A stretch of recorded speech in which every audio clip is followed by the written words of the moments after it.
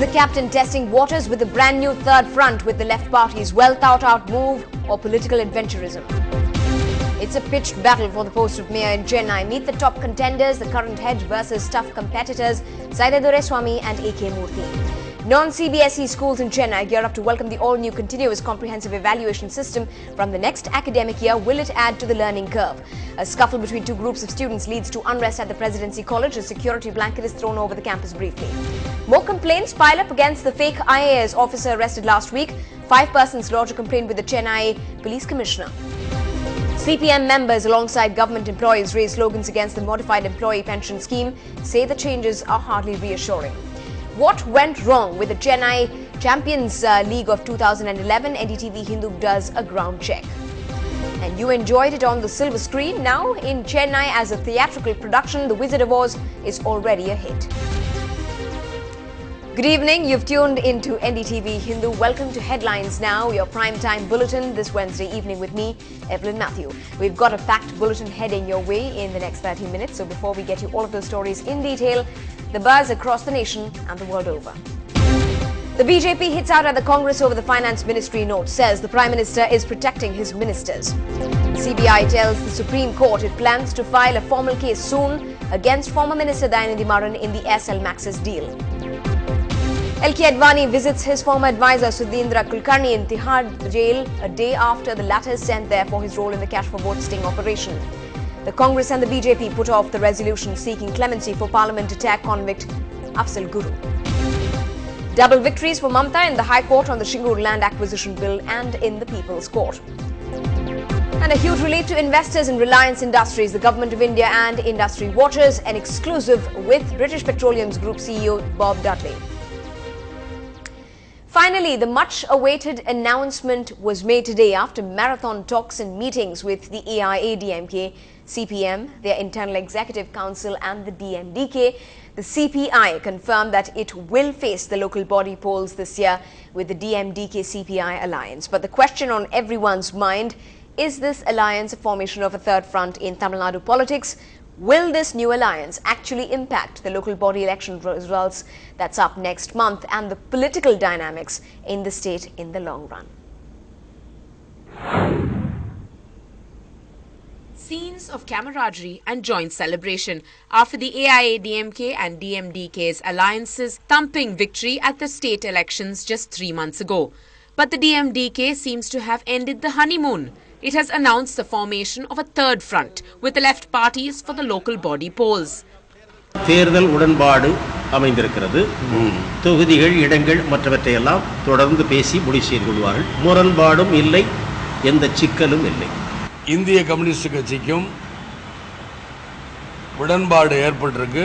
இருந்தாலும் நான் தேர்தல் பிரச்சாரத்துக்கு போறதுனால உங்களை எல்லாம் அழைத்து நான் சொல்லிட்டு போயிரலாம்ங்கறதுக்காக இருக்கிறேன். மீதி இங்க இருக்கவங்கட்ட அண்ணனை பேசிக்குறாங்க. எந்த பிரச்சனையும் எங்களுக்குள்ள கிடையாதுங்கிறது மூலமா தெரிவிச்சுக்கிறேன். While the DMDK's announcement of a separate mayor list and a third front with the left party seems to have taken a few people by surprise. They believe it gives Vijaykanth an opportunity to test the strength of his vote bank in Tamil Nadu without the AIADMK before the 2014 Lok Sabha elections.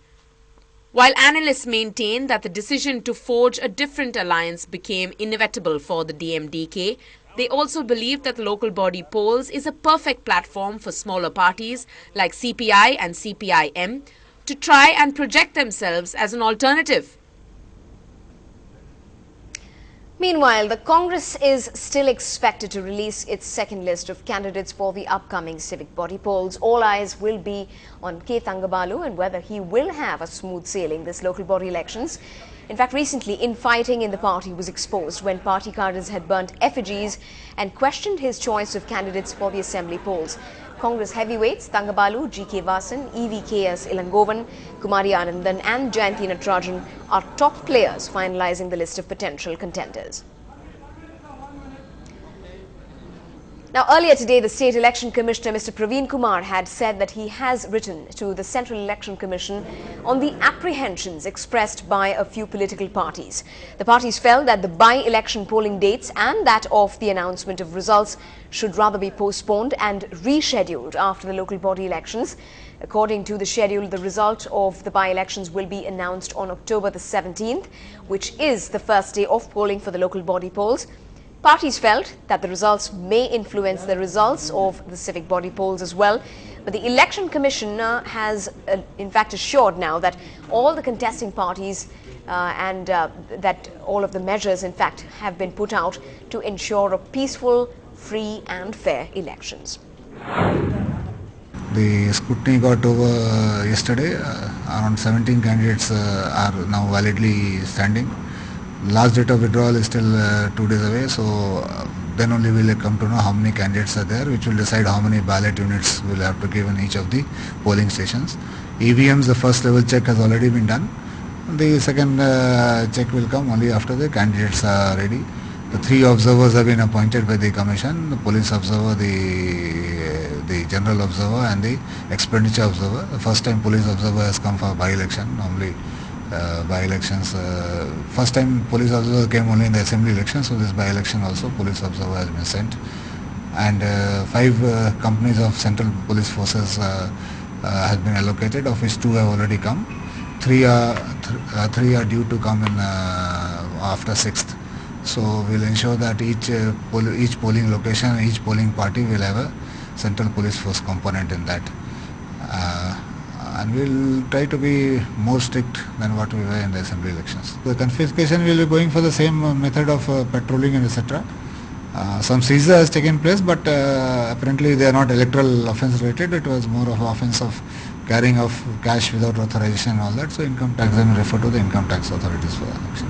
Moving on, members of the CPM today, along with the Central Employees Federation Union, were holding a day-long dharna at the Shastri Bhavan today. They have been protesting against changes in the employee pension scheme. According to the employee union, the new pension scheme states that 10% of the employee's salary will be deposited in the stock market and will later be handed over to them after retirement only. Employers feel that this scheme has no assurance and claim that when they had approached the centre for an assured pension, they were refused flatly. The central government employees throughout India, today we are observing one-day dharna. The government of India is going to implement a new pension scheme policy, which is nothing but no pension scheme. They are not giving any guarantee for our pensionary benefits, DCRG, or family pension. So we are opposing this new pension scheme. Moving on, the fake IAS officer Vijay Kumar, who was arrested last week, seemed to have claimed many a victim. Today, 5 persons who were relieved of several lakh rupees lodged their complaints with the Chennai Police Commissioner, Mr. J.K. Tripathi. With this, the complaints have only piled up against the accused. He was arrested by the Central Crime Branch of the Chennai Police earlier. But after seeing media reports, his victims have come to terms with the crime and started getting in touch with the cops to get their money back. Police investigation revealed that the accused had been running a fake employment exchange with dealers across the state, even going to the extent of issuing fake ID cards after taking money from the victims. A detailed probe is now on. Training தரதா சொன்னாங்க training நடக்கல சும்மா ஒரு meeting போல வச்சிட்டு இருந்தாங்க அத fund ஒதுக்கிருக்காங்க அந்த ஃபண்ட் வந்த உடனே உங்களுக்கு ட்ரைனிங் தொடங்கி உங்களுக்கு ஒரு 6 மாசம் கழிஞ்சா 30000 ரூபாய் salary வந்துரும் இப்போ வந்து பேசிக் வந்து 8000 தான் உங்களுக்கு ட்ரைனிங் வந்து நீங்க வர்க் தொடங்கின பிறகு 30000 ரூபாய் salary 30 27 30 ரூபாய் வரும்னு சொன்னாங்க ஆனா வந்து மார்ச் மாசம் வந்து எங்களை இனி வந்து உங்களுக்கு இக்னோல போடுறோம் உங்களுக்கு ஒரு 15 நாள் லீவ் கொடுத்துட்டு திரும்ப வரணும் திரும்ப வந்து ஆபீஸே கிடையாதுங்க வந்து பார்த்த பிறகு நாங்கள் ஃபோன் பண்ணி ஒரு ஏஜென்ட்டு எல்லாம் கேட்டிருந்த பிறகு இல்லை உங்களுக்கு 1 மாசத்துல வந்துடும் 2 மாசத்துல இப்போ ஆபீஸ் தொடங்கிடுவாங்க இந்த ஃபண்டு வரணும் வந்தோடனே தொடங்கிடலான்னு இப்போ நாங்கள் வந்து கொடுத்த காசை திரும்ப கேட்டுகிட்டே இருந்தோம் நீங்கள் காசை கொடுங்க எங்களுக்கு வேறு வழி கிடையாது அதுக்கு பிறகு சேலரியும் கிடையாது மார்ச்சுக்கு பிறகு சேலரியும் இல்லை இப்போ கேட்டுகிட்டே இருந்தோம் அப்போ திடீர்னு இந்த 22ஆம் தேதி நைட்டில் விஜயகுமார் அரெஸ்ட் பண்ணால் 23ஆம் தேதி செய்தியில் பார்த்துட்டு நாங்கள் கம்ப்ளைண்ட் பண்ணி இங்கே வந்திருக்கோம். Classes at the Presidency College were reportedly suspended earlier this morning. The college witnessed a heavy police deployment after tension mounted between two groups of students who got into an altercation. Police intervened to ensure that the situation did get out of hand. Meanwhile, a victim who was assaulted by the rival gang lodged his complaint with the Anna Square police station. This is believed to be a regular affair at the campus, during which controlling crowds is a difficult task. Police fear that the students may hit the roads soon, causing a law and order issue, as the Chief Minister's convoy in fact takes that very route every day to reach the Secretariat. When we come back, Chennai City fares right on top in the big fat H-1B visa power. An exclusive interview coming your way. Stay with us.